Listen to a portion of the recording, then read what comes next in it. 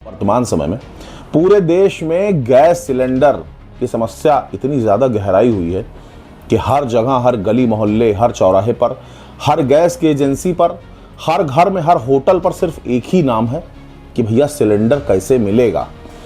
Gas cylinder की इस किल्लत के चलते कालाबाजारी, जमाखोरी, इसकी भी समस्याएं बढ़ी। वहीं दूसरी तरफ ये खबरें आ रही हैं कि जगह जगह पर एफआईआर लॉन्च हो रही हैं, छापेमारी चल रही है, तमाम गोडाउन्स सील किए गए हैं, सरकार ने अपने कब्जे में लिया, जहां पर सैकड़ों की तादाद में गैस सिलेंडर की जमाखोरी करके और बढ़े हुए दामों पर उनकी कालाबाजारी की जा रही है। घरेलू गैस जो कि 900 साढ़े 900 रुपए की पड़ रही है इस वक्त बढ़े हुए दामों के बाद, वो ब्लैक मार्केट में लगभग 2500 तक की बेची जा रही है।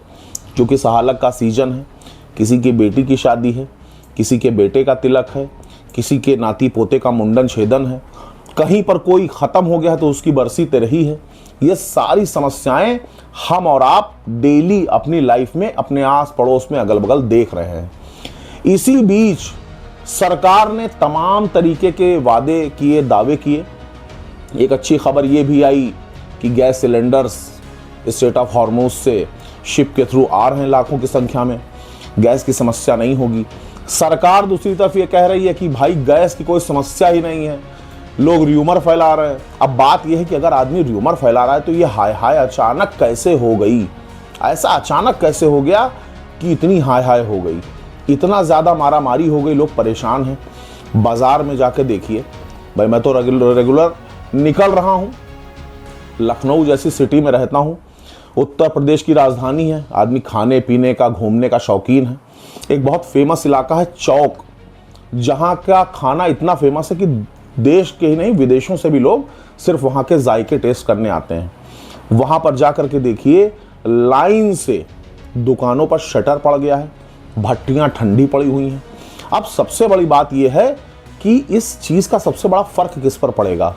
फिर से उसी पर पड़ेगा जिस पर हर चीज़ का असर पड़ता आया है, वो है भारत का आम नागरिक, आम इंसान, एक कॉमन पीपुल जो लंबी लंबी कतारों में लगा है, अपनी बारी का इंतज़ार कर रहा है। कहीं गाली गलौज, मारपीट तक की नौबत आ गई है, लेकिन गैस सिलेंडर नहीं मिल पा रहा। कुल मिलाकर के समस्या बड़ी है और सरकार कह रही है कि आत्मनिर्भर बनो।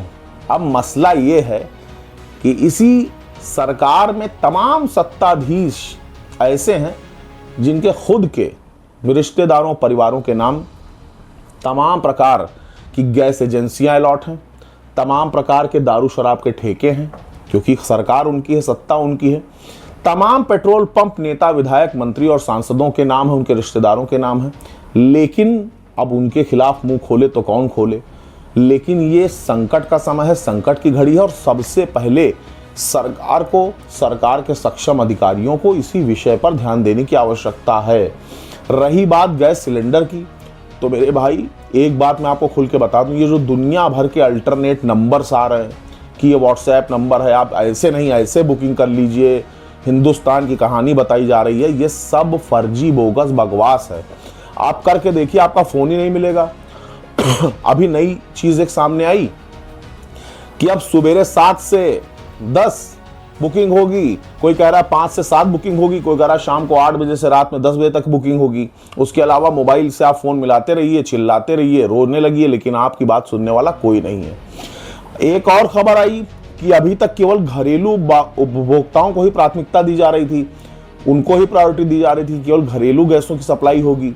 लेकिन आज ही एक नई न्यूज़ आई कि जो कॉमर्शियल गैस सिलेंडर हैं, होटलों के लिए हैं, रेस्टोरेंट्स के लिए हैं, कार्ट्स के लिए हैं, तो 20% तक सरकार उनको भी प्रायोरिटी देगी। मतलब केवल 20% प्रायोरिटी कॉमर्शियल सिलेंडर के उपभोक्ताओं को मिलेगी।